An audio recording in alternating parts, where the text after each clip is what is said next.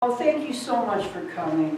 We really appreciate it. We love people focused and concerned about public lands.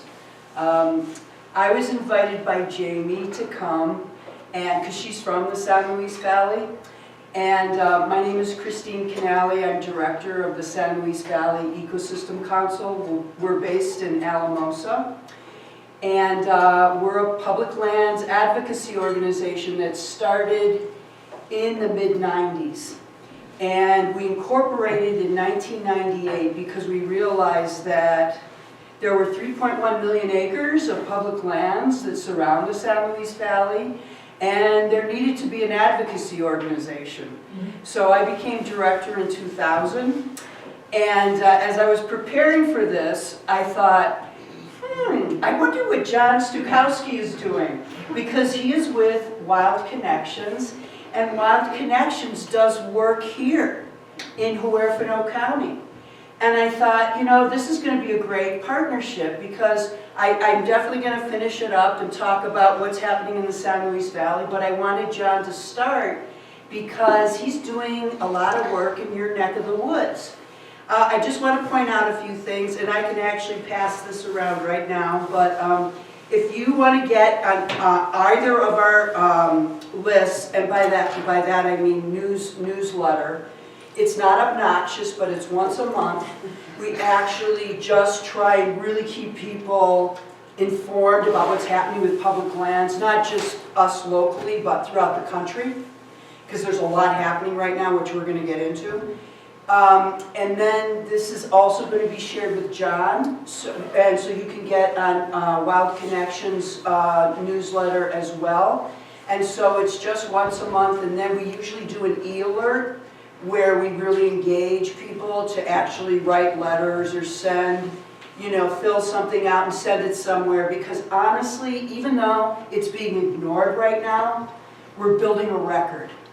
And it's so important that we build a public record right now. And because between us and the national organizations, and just so you know, we're very organized and we share information all the time, we're literally representing hundreds of millions of people right now.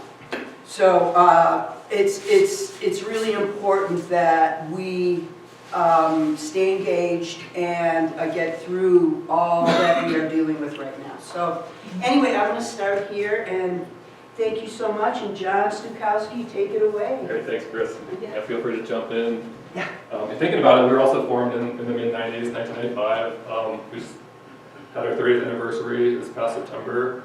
I've been with the organization since 2013, and similarly, about 3 million acres of public land, overlap with Pikes and Isabel National Forest, and the BLM, which is about 2.2 million acres in the region, and as well as the BLM Road Field Office, which spans about 700,000 acres, kind of spread out on this side of the divide, outside of San Luis Valley.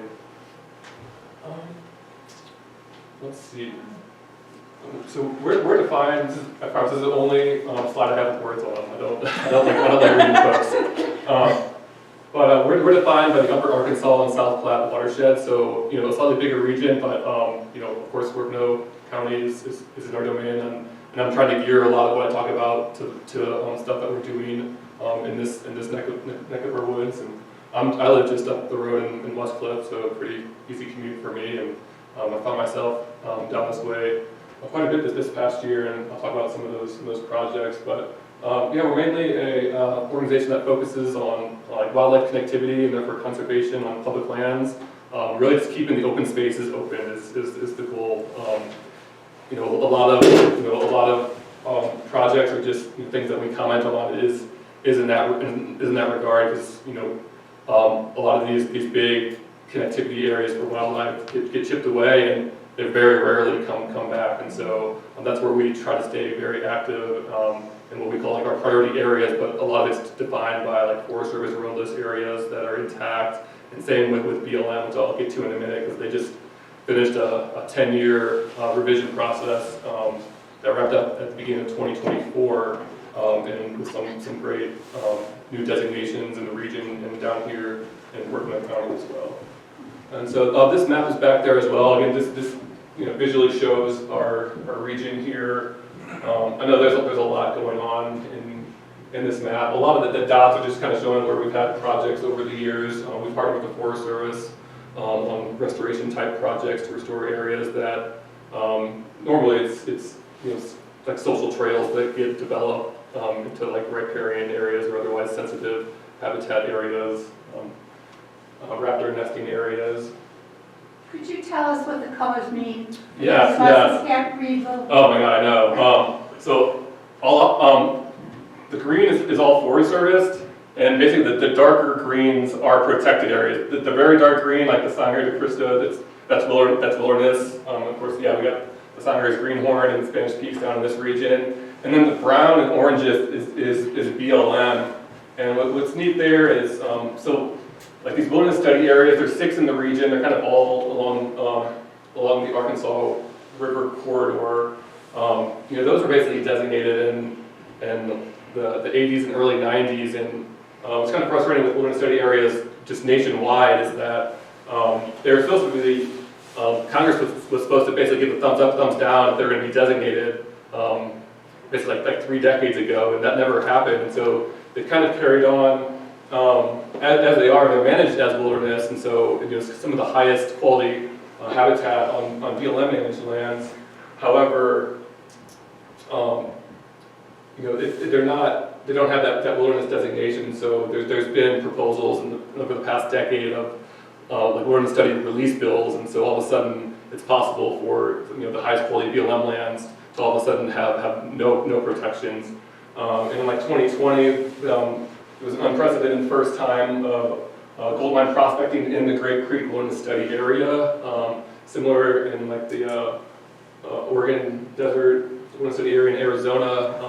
And so while these are some of the highest protections for BLM, we have seen them under threat. Could you point to Alamosa, please? The map?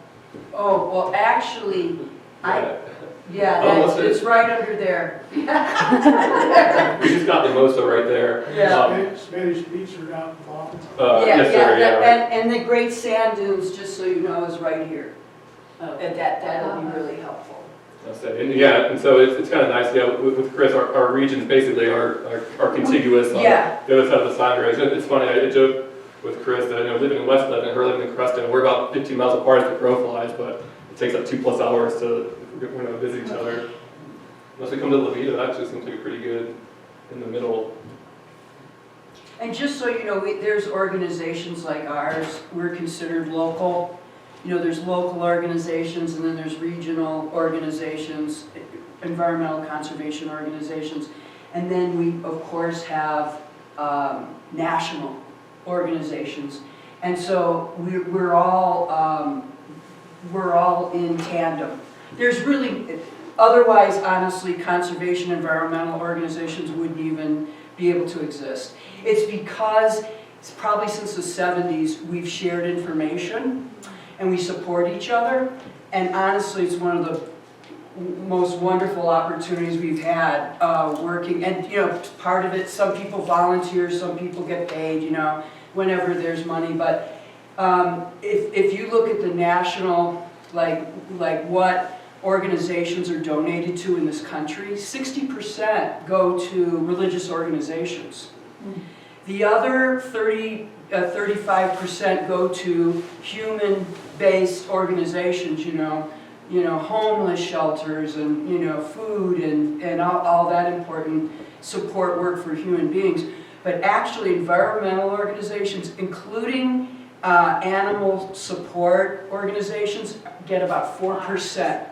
4 to 5%. So it's just the environment is kind of at the lowest rung of the totem pole, as it were. So it's really important that we maintain this focus. So thank you for being here.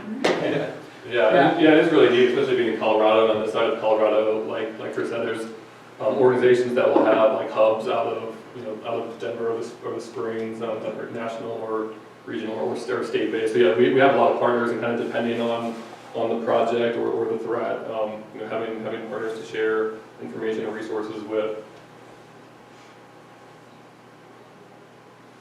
All right, I'll talk about a little bit what we do as an organization. We try to do like a public outing or two every month, and some of that's kind of spurred by what's going on in our region or nationally. That this protect our local BLM lands. That was part of a campaign when I started with Wild Connections in 2013, specifically when BLM was planning a revision. Their old plan was from the mid 80s for this region. Again, it's like 700,000 acres that are basically on the east side of the divide and east of the valley, east of Sangres. A lot of these lands are in this corridor, basically the Arkansas River Canyon lands between Slide and Canyon City, and then the Gold Belt region, which is north of Canyon City. But there's also some great BLM lands down here, which I'll talk about. Right south of Greenhorn Mountain Wilderness, right around Benito Cone, the Stanley Creek Slide Mountain area, kind of around the Blanca Massif, and Cucharas Canyon on the eastern plains, a really neat area, east of the mountains. What's the threat to the BLM lands?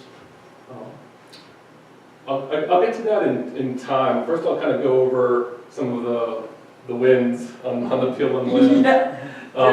BLM is basically up for grabs right now, though, just so you know. But we'll get into it. Well, I guess with that question, yeah, I mean, just the agencies in general. I just had a meeting with the field manager for Road Board's field office who manages this area, as well as his boss, the district manager that manages basically San Luis Valley and the Road Board's region. And they're pretty blunt that their directives have changed for what they're working on.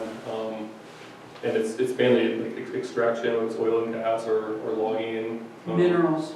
Yeah, that's a big one now too. Mm-hmm. I know helium, I think maybe even down in this region, helium is becoming more of a bigger thing. But this plan wrapped up in 2024. I'll talk about that. I have it on the slide in a couple minutes. We also do virtual events. We just had this Wolverine webinar last night. Colorado, basically last year, a bipartisan bill supported bringing back wolverines to Colorado. I mean, there are still some that come down at such a wide range, but they were essentially extirpated, like a lot of animals 100, 200 years ago. But just a couple weeks ago, earlier in this month, CPW, Colorado Parks and Wildlife, put out a reintroduction plan for Colorado for wolverines, and we're going to have that up on our YouTube channel, the recording pretty soon. We try to do a couple of those virtual events a year, again, for what's timely. We do one or two projects with the Forest Service every year. We've had a great partnership with South Park, and this is where this is at, the southern part of South Park, really neat area around the 39-mile mountain wilderness. Our Forest Service for the Pikes and Isabel finished a travel management plan in like 2020. I think by court orders it's supposed to be done by 2020. It might have finished more like 2022. But basically, it showed routes that got decommissioned that basically should be taken off the map, and so that made it pretty easy to partner on projects for some of those areas like this. And what's neat about this area, just you can see it in the distance right there is 11 Mile Canyon Reservoir and Spinney Reservoir right next to it. But what's neat about this area is having that road decommissioned by the Forest Service. It basically adds another 1,300 acres that are contiguous with the roadless area, and so ideally in the future that'll all get its own designation. But local Forest Service says it's a really great area for wildlife, especially for elk hunting. And then in this neck of the woods, this is just north of Greenhorn Mountain. It's a route that should be closed in the same travel management plan that finalized a few years ago. And there's only 3 in this region that were decommissioned out of all of the Forest Service roads. And one of them's closed, but 2 of them kind of look like this. They go on for miles. And so we just had a recent meeting with the San Carlos Ranger District, who manages Forest Service down here. And we're hoping to get out there for a site visit once the snow season is over, and plan a project for either this year or next year. And this spot's a little bit interesting because it is a snowmobile route, and so we'd still have access for snowmobiles to maintain the trail, and so it would most likely be installing a gate so the general public can't go miles into what becomes a roadless area and eventually loops back right next to the north side of Greenhorn Wilderness. So yeah, we're excited to partner with St. Carlos Ranger District for the first time, hopefully do a couple projects in Pocono and Custer County. So I got my start in 2013, mapping, like I said, potential wilderness areas. BLM had just come out with a designation and management style for lands with wilderness characteristics. It's very similar to the wilderness study areas I talked about before, but it's designations that they can do in the plan revisions, along with like areas of critical environmental concern. Wild Connections actually got its start in the 90s, kind of noticing kind of an area in central Colorado that didn't see a whole lot of attention with regard to conservation, and some longtime board members and our founder Gene Smith did a lot of mapping for Forest Service roadless areas and got about 109,000 acres added to the Colorado Roadless Rule in 2012. And when I started in 2013, and the BLM plan officially began in 2015, but we spent a couple years doing similar mapping of BLM lands. BLM in general are vastly underrepresented as far as protections on public lands, especially compared to Forest Service lands. So, and again, I'm going to see if I can go way back for a second and just kind of show you what's really neat about the BLM lands in this region. As you can see, they're really clumped together here, and only separated by like Highway 9, a couple maybe county roads, and maybe Forest Service roads, but providing amazing connectivity from the Front Range Mountains to the Wet Mountains to the Sangres, and even towards the this is basically the end of the Mosquito Range down here, and then the Collegiate Peaks. And what's in dark brown here is a lot of protections that were designated in 2024 for BLM lands, and again, the majority of these areas did not have any.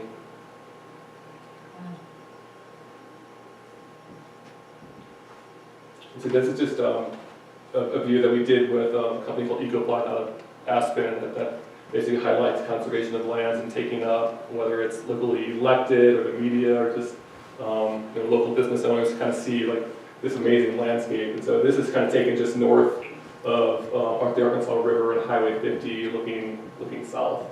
And so yeah, everything in the forefront is essentially BLM public lands. And then of course you got the Sangre de Cristos in the background.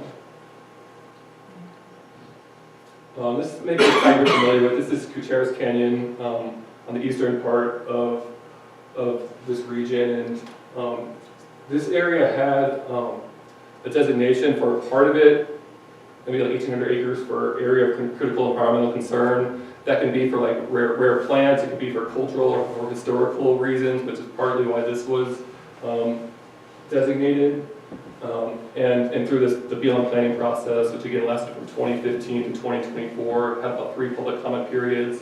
All of Gutierrez Canyon was designated as an area of critical environmental concern, or around that 5,600 acres. So a big improvement there. And this is that area I mentioned, Stanley Creek, and that's, I believe that's Slide Mountain just above the logo. Access from is it 580, the road that goes along the Orfano State Wildlife Area. This is contiguous to the south of the CPW managed area. And this was designated as lands with wilderness characteristics, one of the few in the region. It's pretty neat. So when I got started, the BLM has to inventory all of their resources for their plan revisions, and wilderness character is one of them. And they found about 77,000 acres, whereas we found about 250,000 acres. But through the planning process, we submitted a lot of documented reports with geo-mapped photos, map boundaries, and a lot of narrative. And essentially, the BLM, after doing review and going back on the field, increased their inventory from about 77,000 acres to 193,000 acres of what they saw as having wilderness character. Again, including including this Stanley Creek area, as well as the Cucharas Canyon area, which eventually became an ACEC. And then, I'm going to go back again. Could I ask what that just meant, ACs? Oh yeah, that's area of critical environmental concern, and that's a designation that they've had for a while. And I think going into the plan, there was about 79,000 acres, and after the plan was finalized, it was 101,500 acres. I was born and raised on the edge of the Cucharas. Oh wow, that's awesome! I got more to talk about that area too. Can you briefly describe wilderness characteristics? Yeah, that's a great question. So it's one is by size, it has to be at least 5,000 acres or contiguous with an existing wilderness. There's actually an area it's maybe 100 acres called North Hondo, but because it's contiguous with Green Mountain Wilderness, they designated that as well. But naturalness is a big one, so it can't have any roads in there. But similar to designated wilderness, you can cut out roads. So if a road goes in dead ends, you just it's called a cherry stem, you just take it out of there, and it's technically not within the area. And similar some of these BLM areas have like mining areas, and those are just similarly, they're of course not within the wilderness character area, but also not affecting that development. And that reminds me, and even though this area right here, Echo Canyon, Table Mountain is the largest intact area that BLM manages at over 30,000 acres. And even after they filed wilderness character in 2015, they still leased 700 acres to Martin Marietta for hard rock quarrying in 2019, 2020, before the plan was even finalized. And so, there's still chinks in the armor on even having that recognized, although they do plan to return it back to wilderness character when they're finished with the project in 100 years. Well, I did want to mention too that our partners, Teddy Roosevelt Conservation Partnership, they're a men and women's hunting and fishing group, kind of similar to Backcountry Hunters and Anglers. They coordinate with them, Trout Unlimited. They proposed their own designations, and there was some overlap with the lands with wilderness character, but otherwise they call it backcountry conservation areas, specifically focused on hunting and fishing areas, and a few were designated down in here. That's basically what these orange areas with the crosshatches mean, like Mount Mestis, Silver Mountain, South Orfano, those all got designated. And it was neat too, because they came up with their own designation, and this was one of the first plans that the BLM incorporated them in. They were able to grab some of those areas that were smaller than 5,000 acres. And so it was great to coordinate with them, and we even had put together a conservation alternative that we submitted to BLM during this 10-year planning process when things were looking pretty bleak around 2019. And I also just want to mention too that the BLM's next priority for these plan revision in the state is in the San Luis Valley, and Chris is leading the charge for that to hopefully get some of their big chunks of BLM on the west side of the Sangres designated and protected in some capacity. But don't land with wilderness characteristics also include documented wildlife corridors? Yeah, there's a lot of good supplemental data that even And BLM plant uses. baseline and wildlife baseline have to be included. That's true. I don't think I ever finished that question. Yeah. Naturalness and they specifically cite, I think similar to wilderness, areas that are outstanding areas for solitude, outstanding areas for recreation. And of course, there's amazing backcountry recreation and communities. Scenic resources is its own category. And it was nice too that the BLM Rogue Boards, they use some of the supplemental data that we use, like CPW on wildlife information, as well as CNHP was at the Colorado Natural Heritage Program. They have designated potential conservation areas kind of on a sliding scale for flora and fauna, a lot of it mostly for the flora, and even the BLM incorporated that into their analysis, which was great to see. And in some, for the BLM plan that finalized in 2024, there was over 300,000 acres, protected through one of the variant designations that I had mentioned. and 60 river miles, BLM river miles is wild and scenic. That was mostly the Arkansas River corridors. And the other great thing about the BLM plan is it didn't have any protests. The vast majority of the field office is open for oil and gas development, but luckily there's low to no potential in a lot of these areas that have protected. So there's little conflict, and even like the head of like the Denver oil and gas lobby, kind of praised this planning effort as being a balanced plan and one that plans should look forward to. Although it is still under threat, which I will get to in a couple more minutes. Is water considered when, is the amount of water or water flows with water come into consideration at all? Waters do not so much like flow or water rights, but water sources and stuff like that. I mean, a lot of it, especially in like some of these arid areas, there's very few like perennial waterways and like just a few creeks, and so those definitely highlight the more like biodiverse areas and some of the more wildlife emphasis areas. So I guess more like tangentially built, it's related, and we are doing a public waters project, which I'll get to in a minute as well. But, riparian areas are very important, and luckily, a lot more of them have been documented than really has ever happened before, because, we're losing a lot of springs Yes. and a lot of artesian pressure. So I know that's a big issue where I live.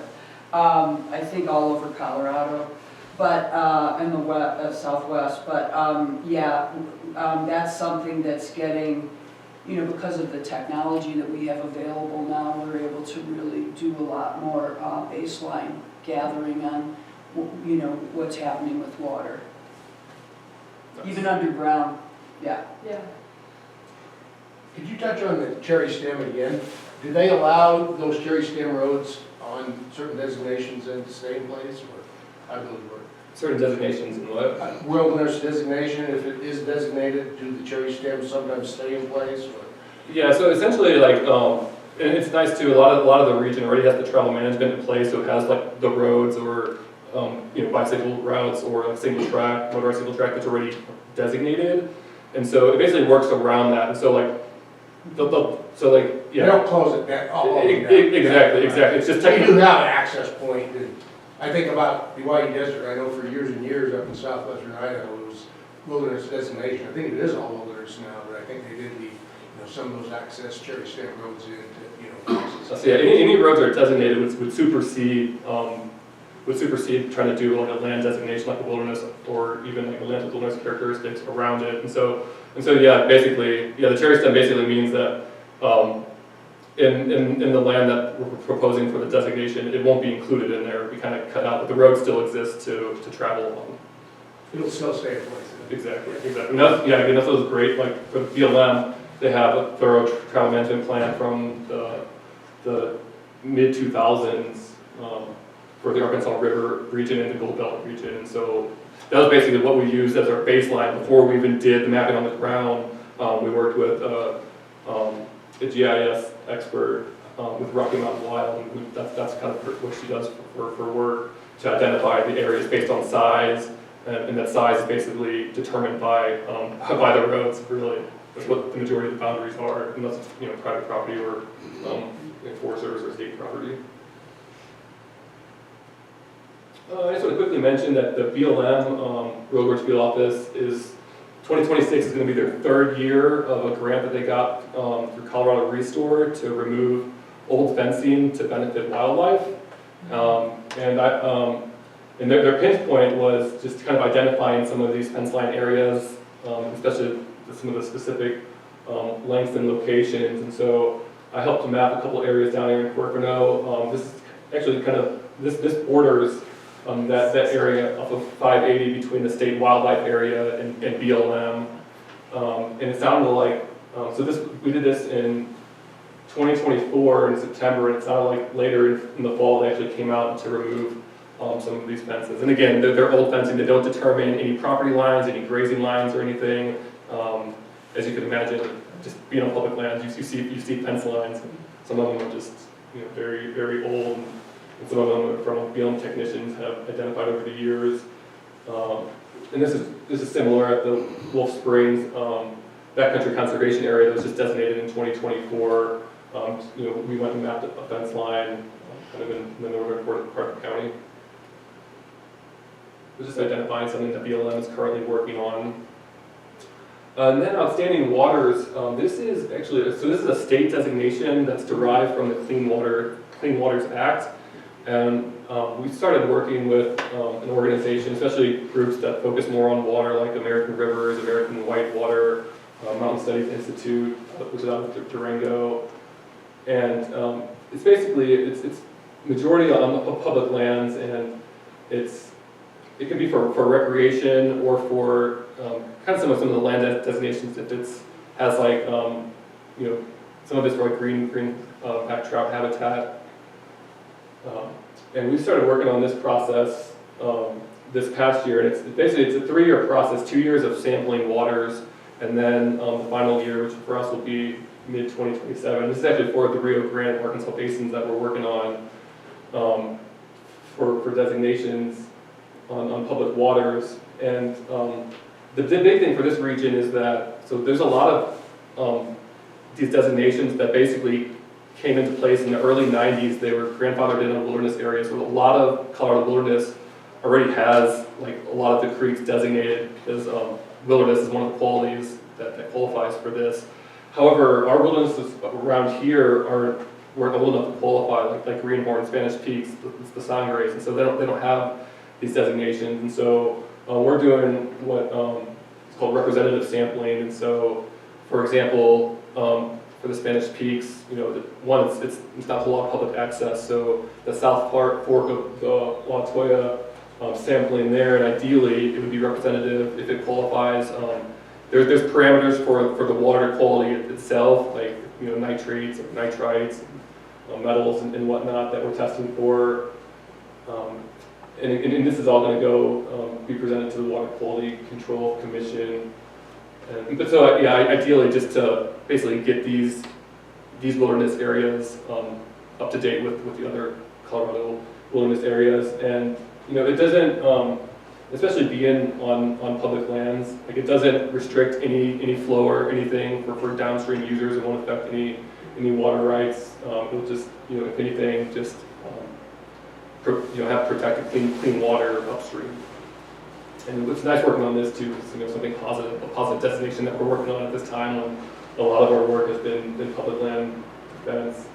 The Huerfano River is one of the sample sites we're using for the south side of the Sangres on the east side here. It's just above the Lily Lake trail, or not Lily Lake, but the Lily Lake trailhead. And then similarly, this was just taken recently at the South Fork of the La Toya, which is completely dry right now, not counting the snow. Which is also okay if it's in the Emerald Stream for the project. Did you say the La Toya Creek was? The La Toya Creek Trailhead is technically crosses like the South Fork of the La Toya Creek, but at the trailhead. Because I know the creek itself flows to kind of into that subdivision, and I don't think there's public access above it, or else we would have sampled there. Mm-hmm. But ideally, in doing this and having it as a representative stream, the La Toya itself would be designated as well. But that's going to be up to the commission.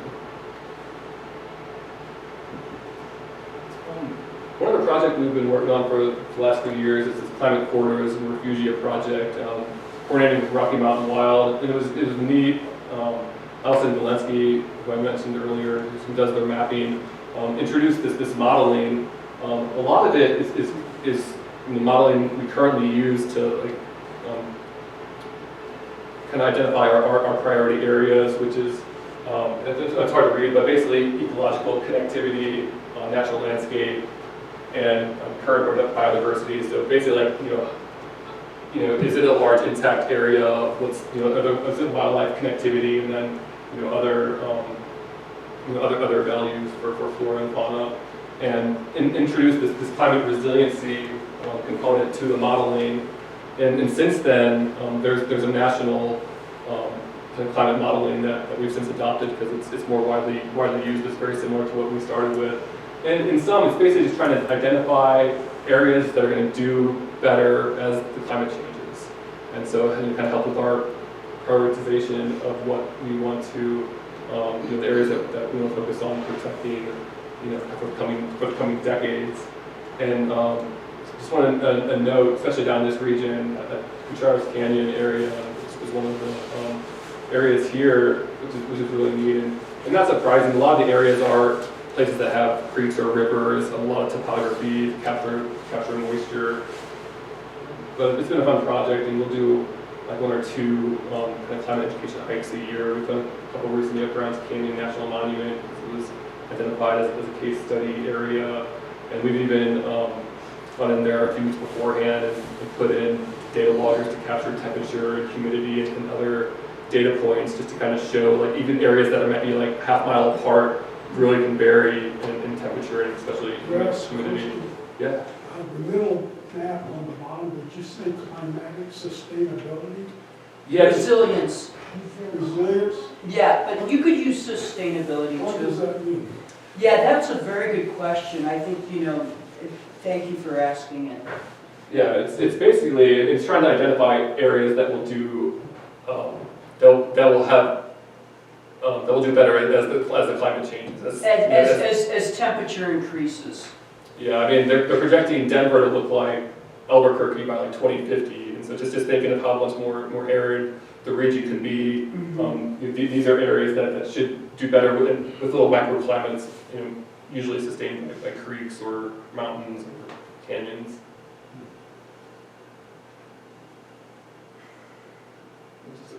Just a close-up of the main map, which I actually have right here too for viewing. And here, yeah, there's Cucharas Canyon again, just to kind of highlight it as one of the areas down in this region that scored really well on the climate modeling.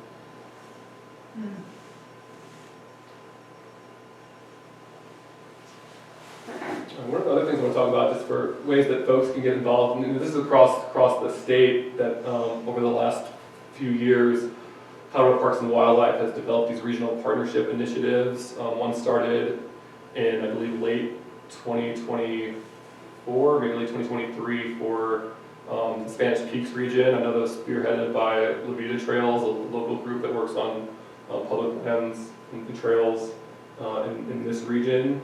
And essentially, there's one now for almost every region. And what's neat about these is, they basically they put recreation and conservation as the 2 pillars that kind of lead these groups. Although definitely some of these areas are more recreation focused than others. But it's nice because basically a lot of the proposals. Well, let me take a step back. What's great is it has stakeholders from the local region, and so. Ideally, it have some county commissioners, but also like the public land managers like Forest Service, BLM, CPW wildlife managers for their input.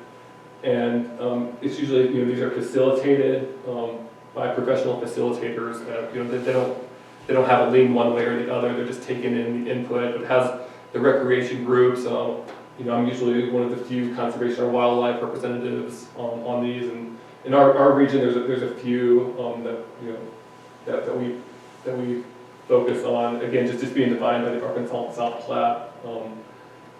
There's just a handful, but definitely follow them. And it's one's a great way to meet folks that work on public lands issues, whether it's with recreation or wildlife, and the locally elected.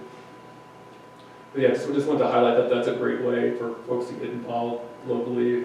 The Spanish Peaks Outdoor Coalition is the one here. I know Chris is very involved with the San Luis Valley Go. Yeah, great outdoor, SLV Go. Yeah, and I point to the one in South Park, number 10 here. It's a great example in our region.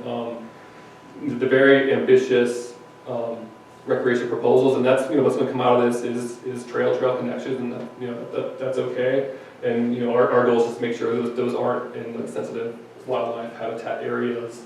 And it's just great the buy-in of the local Forest Service and CPW in that area to highlight, because they have a lot of the data, and these facilitators will put together maps of the areas of where they think it would be best to put in new trails, based on habitat and other cultural, historical areas. But also having the land managers who know like the populations on the ground, like for example, like CPW wildlife manager knowing the bighorn sheep population, and just basically saying it's not a good idea to have a trail through a sensitive lambing area that might not be actual on the map or just slightly off or something. Yeah, just to give an example, we actually did a mapping project based on where the user conflicts would be with different recreational uses, and also where the user wildlife conflicts would be. And so we were literally trying to plan around that so that basically wildlife corridors are left alone, especially certain times of the year, and basically emphasizing certain areas and concentrating certain areas for recreation, and then trying to keep attention away from other areas that we hope will be left alone.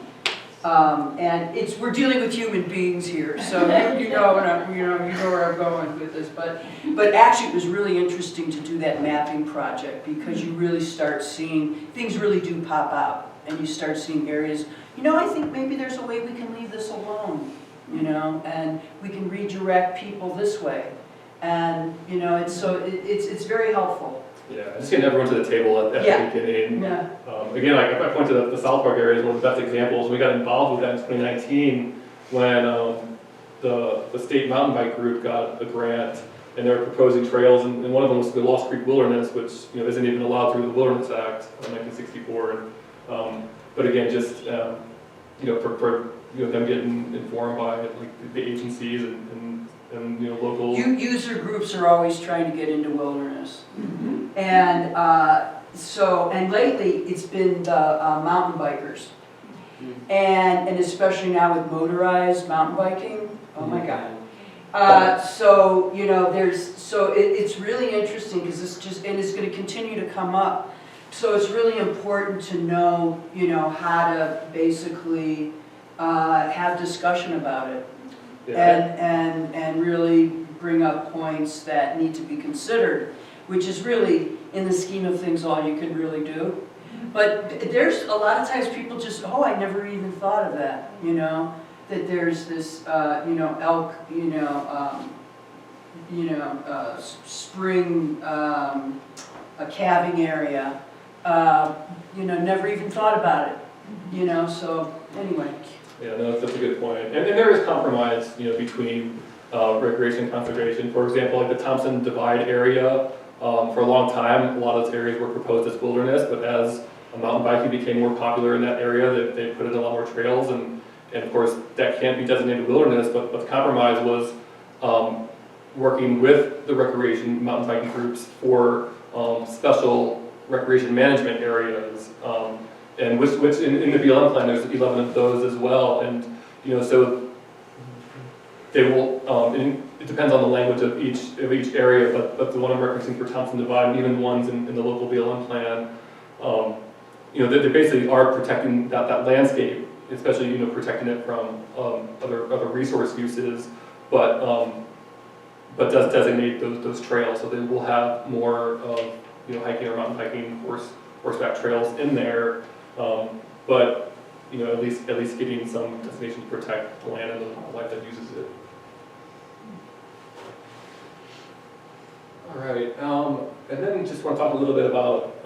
There's been quite a few threats to our public lands in this past year, beginning 2025. This was from our social media, I think in March of 2025. Freshman Representative Hurd, y'all's representative in Porcano, of course, in the Valley, and all of Western Colorado.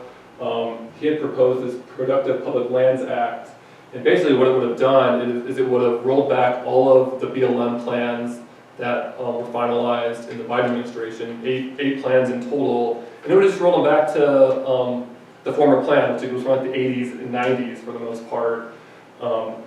And so basically all those designations I had mentioned, here, like at Stanley Creek or Kuchas Canyon or Silver Mountain, Mount Messes, it would have all been rolled back to nothing.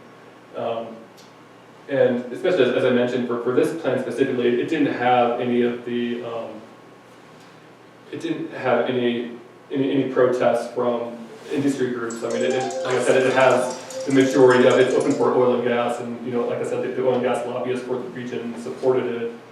And even talking with the local BLM office, they were not happy to see that 10 years of their work potentially go down the drain. And unfortunately, this act did not go anywhere. And heard from Chris and others that a lot of it is just being the resident of her first time and pretty uninformed on public lands. I think he kind of dropped it once he kind of heard that it had a lot of local support. And what's neat too about the management plan processes is public lands there's major bipartisan support for public lands.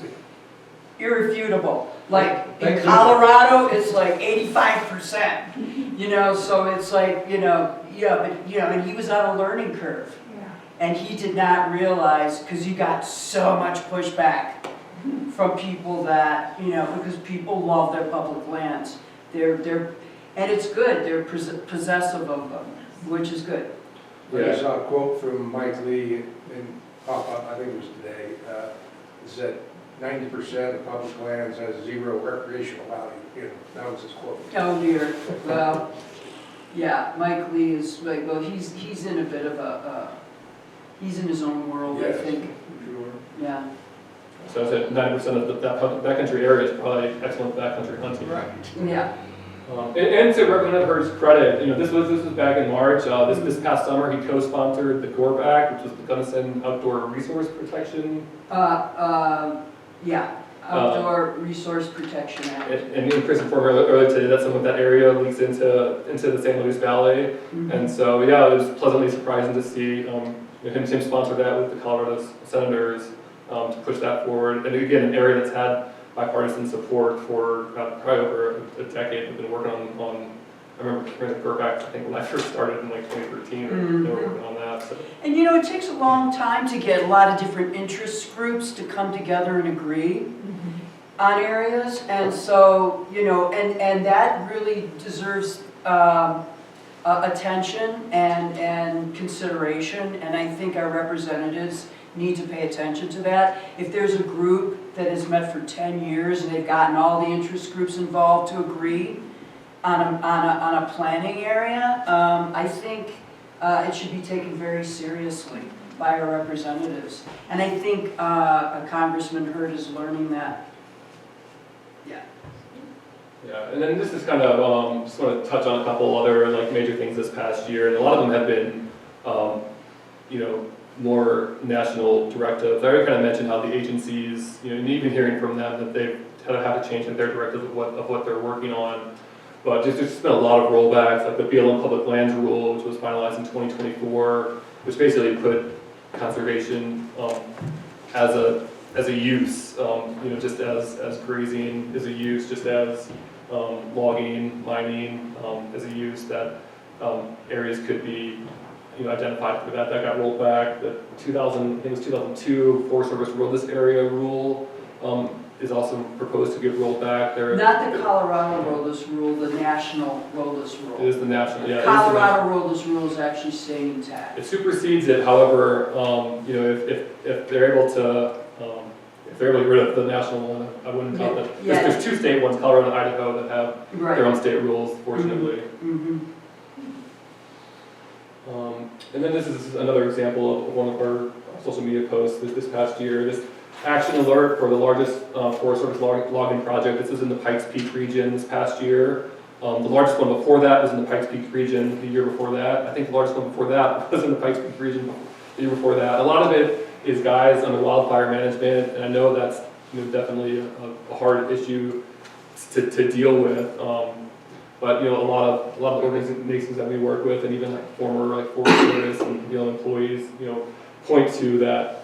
It's not so much the big public lands, though. It's you need to make defensible spaces, especially when. Or in the wildland urban interface. Yeah. And everyone knows what I'm saying when I say that, right? Yeah. Okay. And so, yeah, just again, highlighting, this was, a proposal closer to home, but, and again, there's, some of these have, some language that's necessary for wildfire reduction, but otherwise, again, the largest, they make the blueprint for these areas so large that they don't have to go through, like, environmental analysis like they did previously or other areas, and so, it's largely seen as just kind of a giveaway to the logging companies. And then this bottom one. And I need to also Oh, say, please. look, there's a lot in the reconciliation bill that was passed this summer. One of which is leases that logging companies can get now on public lands, specifically mostly Forest Service lands, obviously. But they're increasing those leases to 20 years when they used to be 10 years. And while they have those leases, they can pretty much decide whether or not, they can basically manage the public while they have those leases. So there's a real shift in basically prioritizing industry over all other uses. And that's basically what John and I are dealing with right now. I was just telling John, because we met before we came here, and we wrote 70 letters last year. Just about all the different, rollbacks, whether that's through rulemaking, which is basically the rules that our public land agencies go by, whether that's been through executive order. We've had to challenge a lot of those executive orders that have come from either the administration directly or through the Secretaries of Interior or Department of Agriculture. We've had to deal with rollbacks of the Endangered Species Act, National Environmental Policy Act, WOTUS, which basically manages our waters, and basically saying that ephemeral streams are not connected to, the waterways, and that's an absolute development decision. I mean, to go in and be able to develop areas, because before they had to deal with, wetlands, and now all of a sudden wetlands somehow are disconnected from, these streams. And so it's just been, it's been relentless. It has been a relentless year, I have to say. Well, blessings upon them. Yes. Yeah. Yeah, and honestly, again, John and I are working with people that are, honestly, they've probably aged about 5 years in the last year.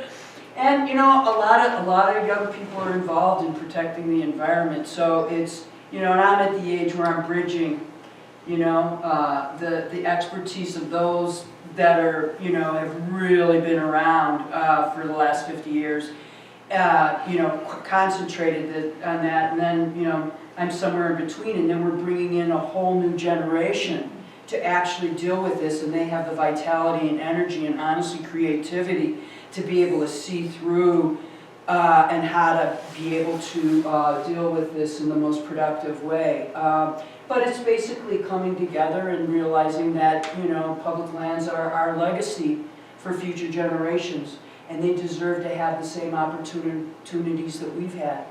So, yeah. Thanks, Yeah. Chris. And I just want to note, if you're on a newsletter for Chris or my organization or others, we'll have action items that you can sign on to a letter or place you can submit your own comment for a lot of these threats that Chris just highlighted. And again, it's great working in a region like Colorado that has a lot of organizations working on similar stuff, because we're able to team up, and there's some policy experts or lawyers that for other organizations that are able to draft some excellent letters that either our organizations will sign on to, or that again will be available to the public in general to comment. Whether it goes to the agency, it could go to county commissioners, it could go to our senators. I mean, someone would like to like a Senate committee that might be hearing about this before it goes to the general. Speaking of which, next week or the week after, there's going to be a hearing in the Senate to see whether or not Stephen Pierce is going to be nominated as our Bureau of Land Management Director. Yeah, just to know, from New Mexico, I believe a former representative down there, oil and gas background. I think he made $1 million last year on just leasing oil and gas on public lands.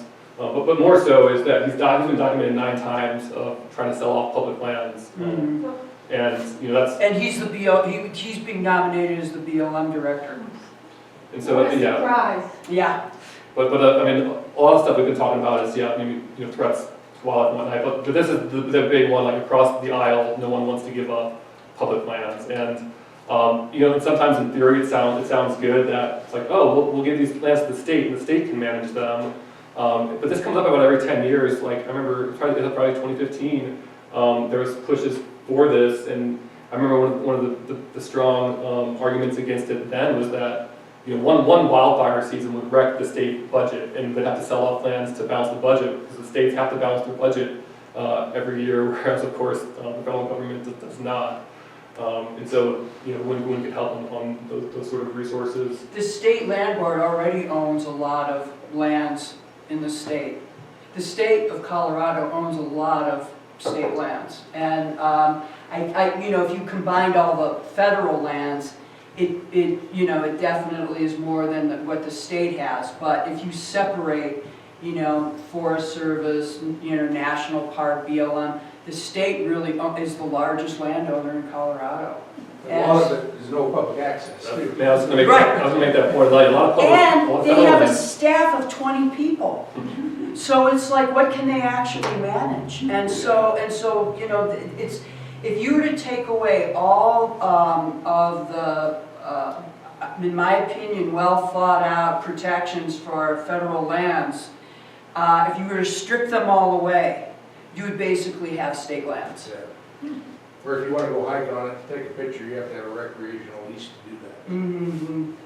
And there's basically no oversight. I mean, so that's why they have to, that's why they're managed the way that they are. And so, yeah, that is a really good argument to why, we need the federal oversight.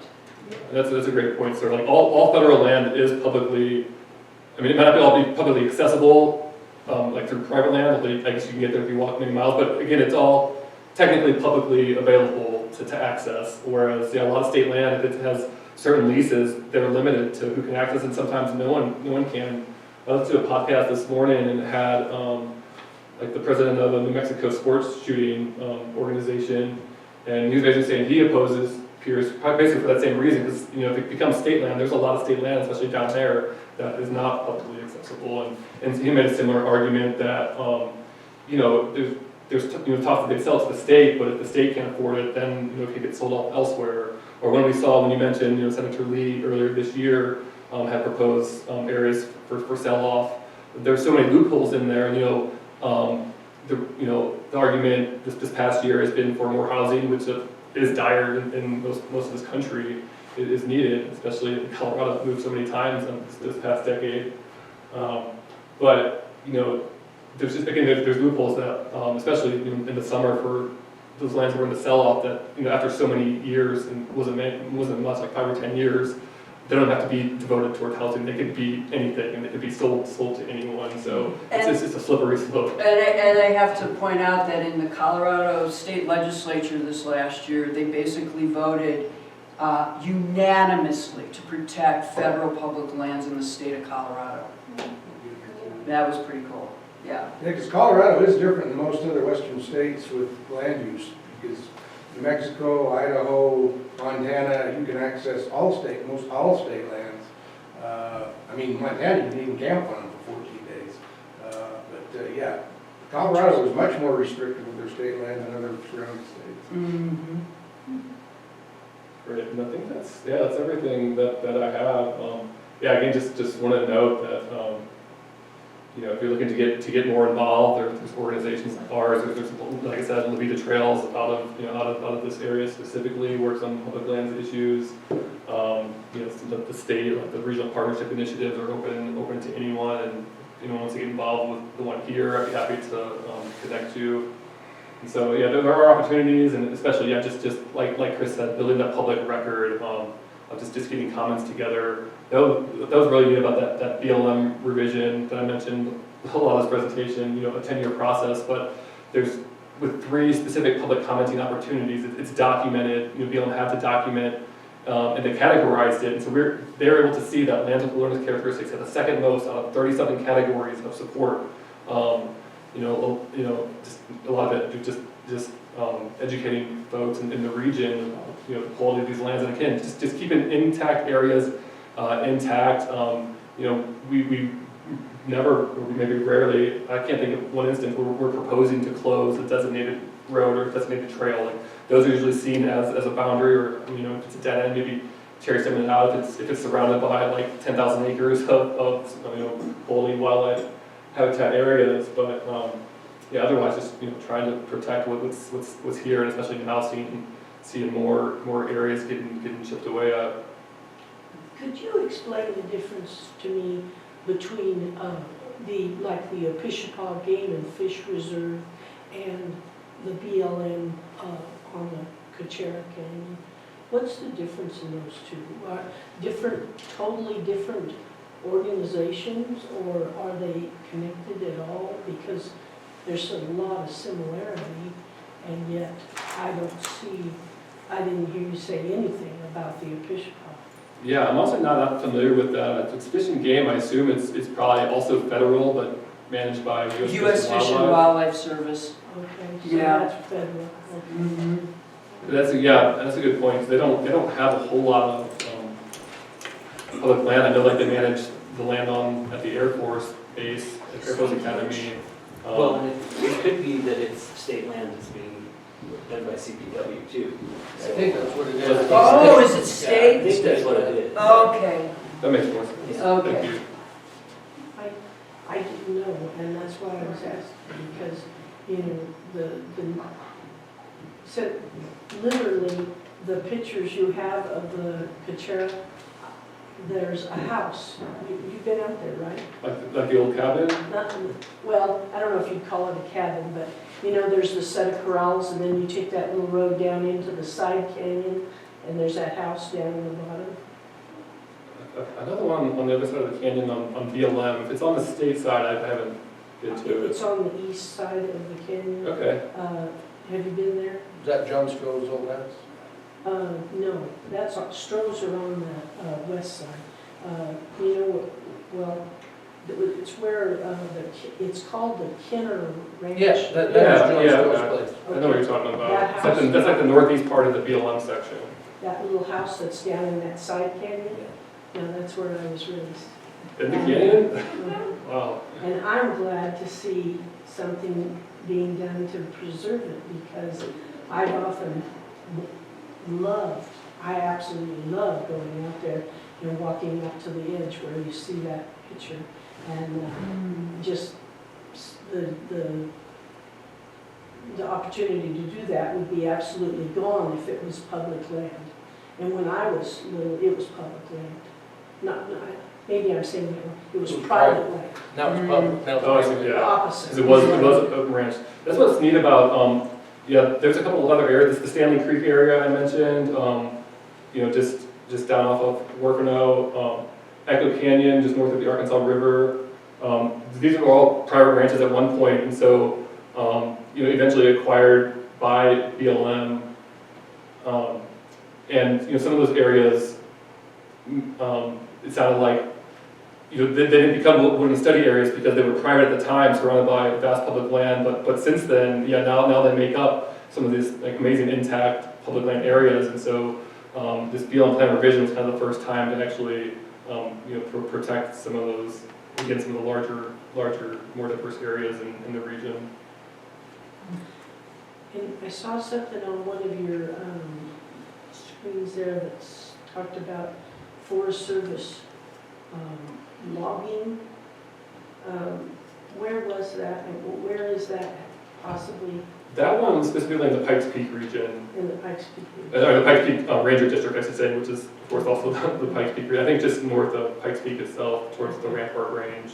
Okay. And I think it's adjacent to their, like I mentioned, their 2 largest Forest Service, logging projects are in that region, right, adjacent to each other, just leaving a lot open for Yeah, That's fair. and as part of this reconciliation bill, they're basically pushing oil and gas leasing, like they have to offer up a certain amount of acreage every quarter on public lands, and specifically mostly on BLMs, but also Forest Service as well. And so we've been through, I guess it's been almost a year, and they're now really ramping up the acreage of what's available for leasing for oil and gas. This is also happening for timber leases as well. And they put together these maps, and they basically say these areas, you know, have to be offered up for fire mitigation. And but what's interesting is the Forest Service, which is under the Department of Agriculture, and that's one of the things I really want to emphasize, is because agencies are very different. You know, the Department of Interior, which includes Bureau of Land Management lands, National Park, U.S. Fish and Wildlife Service lands, that's managed differently than Forest Service, Department of Agriculture. Department of Agriculture is slower. They just are. And it's great. And we want them to be really slow right now. And because they are offering resistance. And it's good. And so we're not sure what's going to happen with these timber leases. But, you know, they're supposed to open up a lot more areas. Basically anything on a management plan that, you know, had timber as a potential is now all of a sudden being opened up to timber. And they're basically the only lands that are really not vulnerable right now are lands that have been legislated through Congress. So you have management plans, which John has been talking about, which the BLM did administratively through their offices. And so they came up with, working with the public, they came up with specific areas to be managed a certain way in the management plan. Well, that's what's basically being ignored right now. So you have places in Utah, like Staircase, Escalante, which, oh my gosh, the tribes were very involved with that. Now they're saying, you know, we're just going to ignore this resource management plan because there's some, you know, mineral development that we might want to do in there. And so, you know, this is kind of the tension right now. But areas like the Great Sand Dunes National Park and Preserve Act of 2000, that went through Congress. You know what? They're leaving that alone. And basically, wilderness areas are relatively being left alone because that's an act of Congress. And so one of the pieces, and I'll just pivot right now to just talk about what's happening in the San Luis Valley. And you've, I think, gotten a lot of background now on what's happening relatively in your area. But in our area here, and I brought this map because it does connect, it does show a piece of Huerfano County here, but this is the National Historic Trails on BLM. And so the valley focuses a lot on cultural history. And so everything that we do in the valley really has to emphasize that part of it, because we now know along the Rio Grande there's 13,000 years of documented human history. Isn't that mind-boggling? And so when we go into, you know, our designations, we really have to think about you know, what's happening along the river corridor, you know, there's all these Folsom sites and all this documented history, pre-European settlement that, you know, we're trying to wrap our minds around. And so we have to take that into consideration when we do our public lands planning. And so we are now going to be dealing with the Bureau of Land Management resource management plan that John just mentioned. That's supposed to start in April. And so that's all this yellow area. I call it the bathtub ring, around the valley. But it really is, the BLM lands are the connective tissue between, you know, the valley floor, which is predominantly private, and then, you know, we have the BLM lands that are basically in the, as, you know, in the lower hills, and then they connect to the Forest Service lands, which of course are mountains, not just on the Sangre side, but on the San Juan side. And so, you know, we just finished our Forest Service plan in 2021, and we were able to get some recommended wilderness in the Sangres on the western side. We'll see where that goes. That's going to connect to the existing Sangre de Cristo wilderness. That decision was made in 1992. And so we are trying to connect that wilderness recommendation with the Great Sand Dunes here in the northern part. They also recommended wilderness in their plan. And then the U.S. Fish and Wildlife Service, Baca National Wildlife Refuge, just recommended wilderness in their plan. So if we could get all of that connected together and legislated, that would be just wonderful. So that's a piece that we're working on. And then along the Rio Grande corridor, we have some interesting,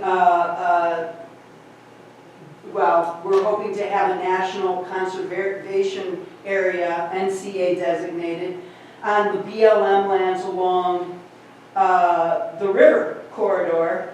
This is a very special area, as I mentioned. You know, the human habitation is well documented there. And so that's one of the reasons that national conservation lands, and that was basically, that actually passed through Congress in 2000.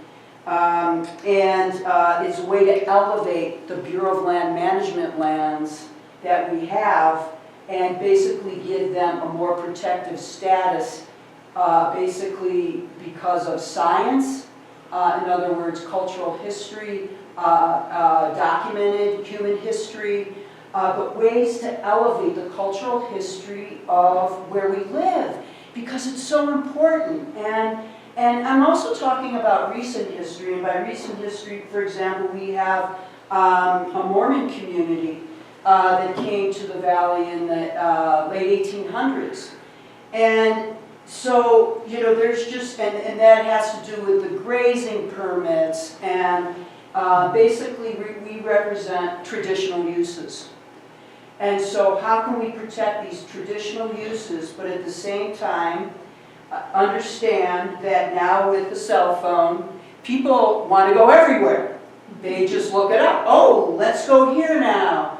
And so we have seen on BLM lands, I think visitors have, it's increased by like 10 times in the last decade.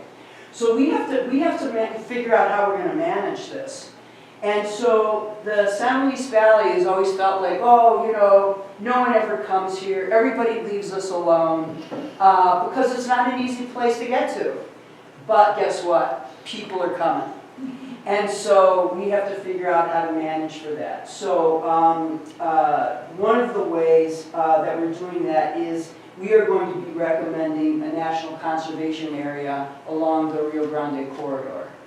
And hopefully that's going to provide funding. It'll provide opportunities for Conejos and Castilla County because anytime an area is designated, obviously there's opportunity for small businesses and economic development. So there's things happening, slow but sure. And so that's one of the focuses we're going to have for the BLM plan. But there's also lots of areas, Penitente, which has become a rock climbing attractant.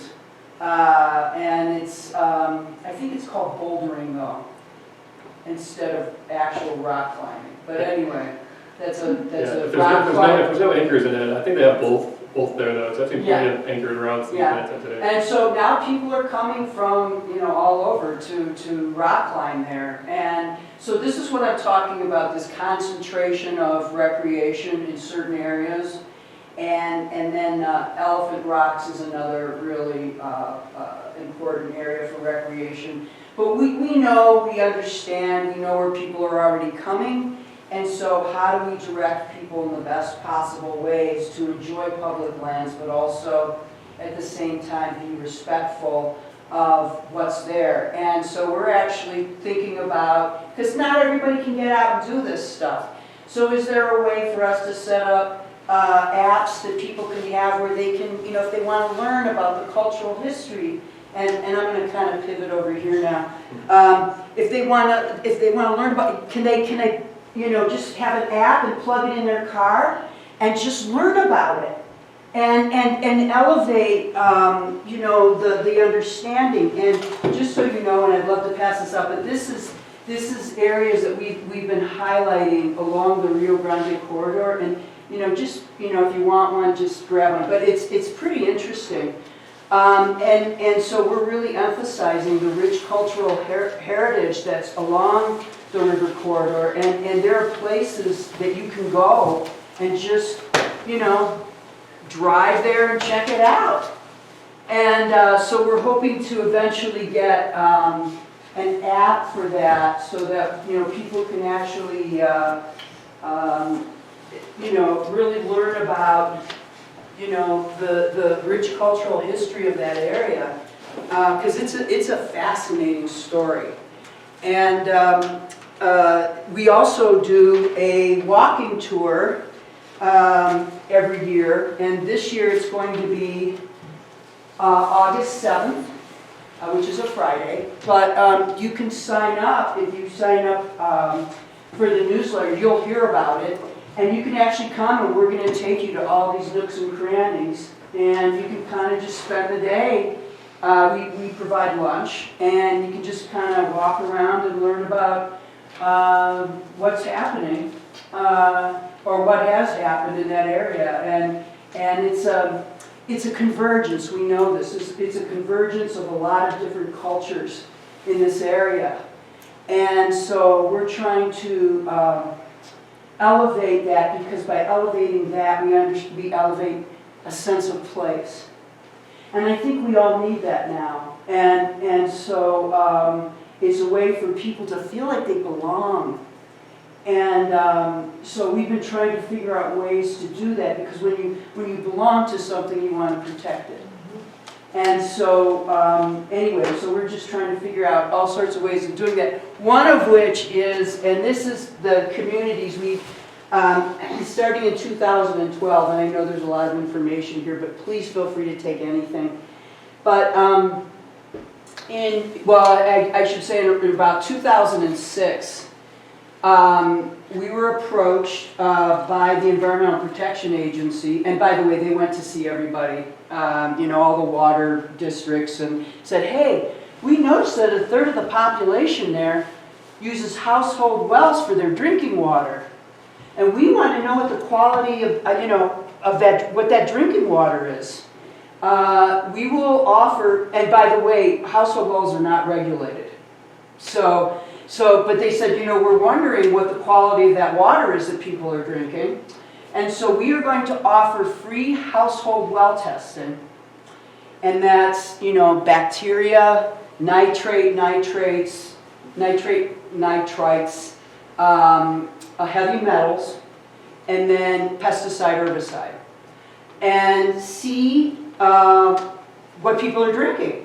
And so we weren't sure what was going to happen. We rolled it out, and we worked with the public health departments in the valley. And lo and behold, we had almost 1,000 people wanting to get their wells tested. And so that, just so you know, that information has stayed private. But people got all of their information to mail to them. And so they were able to go, oh, I was wondering why I was having these issues, because it was actually affecting, in the case of heavy metals, it was actually affecting some people's heart medication, for example. And so people were able to adjust because now they had an idea of what the baseline was for what they were drinking.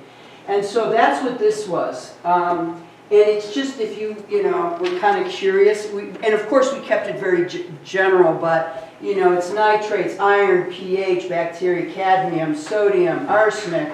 There's arsenic concentrations in the valley. And so we mapped everything with dots. And so people would know like where they were and what the quality of the water that they were drinking. And so that was, you know, for us as a public lands advocacy organization, you can ask yourself, well, why were you getting involved with that? Well, because of ecosystem services, because when we go out and we talk about, you know, protecting public lands, it sure makes a lot more sense when they realize that, you know, the forests are providing ecosystem services to households on the valley floor. And, you know, how wonderful to know that, you know, those trees and soil up there are actually contributing to your water quality. And so, you know, it's just a way for people to make that connection. And so that was the first round.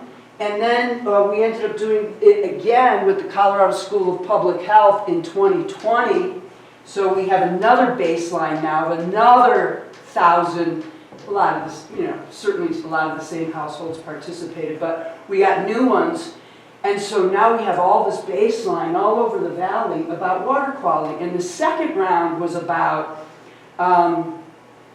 how are drought conditions impacting water quality. Because guess what? We're not getting as much recharge into the aquifer. And we have major issues now because the aquifer has dropped 1 million acre feet. So now we're dealing with agriculture, right? Which, you know, the valley's floor is agriculture. What can we do to manage this?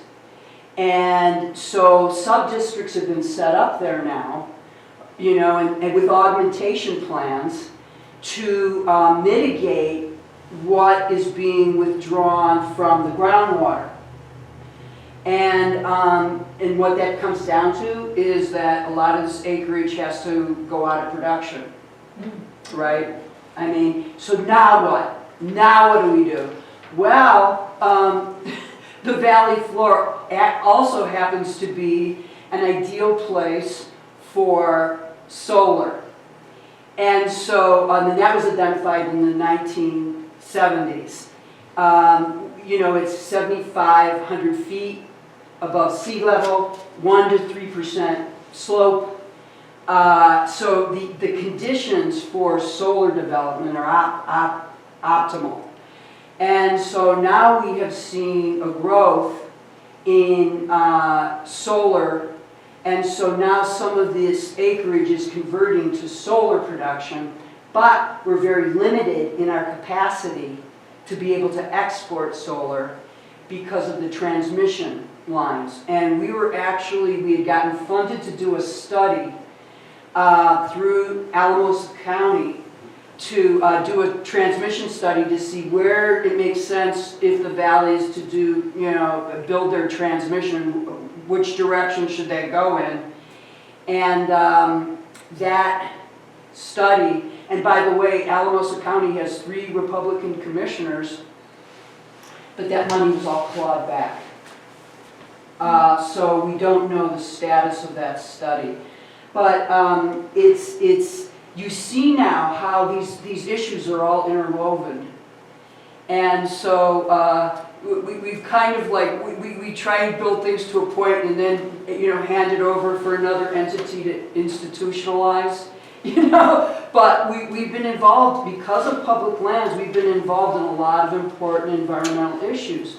We're also involved in solid waste management and recycling, you know, trying to build a hub and spoke model throughout the valley for that issue as well. So all of this stuff here, and just so you know, we did we went around to 13 communities and asked them, like, what are the environmental health issues that are important to you?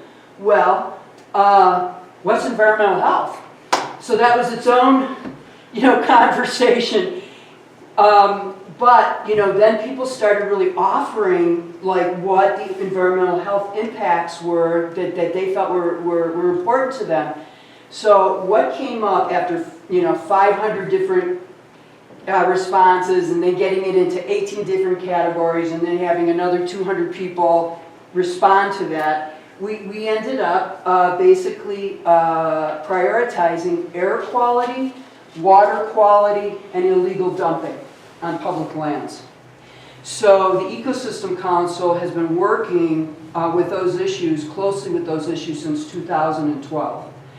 And that's why all this information is here about taking care of your household well and recycling. But the other piece, and this is why I brought these, do you know what these are? These are masks that were supposed to be given to every household in, I think it was 2020, right when the pandemic started. And actually the administration that is in power now actually canceled. But each household was supposed to get 3 masks. And these masks are really interesting. They're washable, they're wearable, and they've got metal strands going through them that actually you know, trap particulate matter. And so anyway, if anybody wants to take one of these, they're great. They're really comfortable. And anyway, we ended up with 500 of them, so we're handing them out. Let's see, and so a lot of this focus on air quality is because in the valley we have a higher rate of asthma, especially among children, and COPD. So we are now able to, and we're just in the process, we are going to be putting up 10 air quality monitoring stations around the valley. So I can't tell you what that means. It's super, super important. So people are going to be able to go to a website called SLV Air, and they're going to in real time be able to get what's happening in terms of the particulate matter that's happening right in their area in real time. So they're going to be able to get up and go, oh, geez, should I put on a mask today? Or maybe I won't go to Monte Vista like I was planning on it, because you know it doesn't look very, because we get these really severe dust storms, and they already have the data. They know that within 24 hours there's a lot more emergency room incidences. So there's a way to kind of, you know, basically it's a warning system for people to be able to prepare. And the other part of this is we're also going to be, I don't know how we're going to do this, but we're actually going to engage 250 households around the valley to have indoor monitors as well. So we're going to be able to measure indoor and outdoor air quality. Because one of the other things that's happening, and you know because of the shape of the valley, the smoke incidences now from wildfire, oh my gosh. I mean, and it stays for days, and it doesn't leave. So these are all the things that, you know, connect environmental health with public lands, and, you know, there's just a lot to do with the environment. So, anyway, if anybody has any questions, and please feel free to take anything. It was the 25th anniversary for National Conservation Lands. There's postcards. Thank you so much. Yeah. I just want to know one thing. We talked a lot about our public land agencies, managers like the Forest Service and BLM, and I wanted to note this earlier, but you know, we understand that they have, like, I mean, the Forest Service's motto is land of many uses. The BLM has a multiple use mission, so we understand that there's going to be mining, there's going to be oil and gas leasing, there's going to be timber production, but the thing is, there can't be all uses in all places. So just smart planning. So just knowing that they're going to have those resource uses, but also, you know, protecting other resources like for recreation and for wildlife and for clean water. I'd say the Colorado Oil and Gas Commission has to approve any leases for drilling for oil and gas on BLM lands. Yep. Yes, they do. Yes, they do. And you know what, at this point, it's like they're being pushed really hard to approve them. They do. They denied some up here in the Whereford River Valley. Oh, that's wonderful. 5 years ago.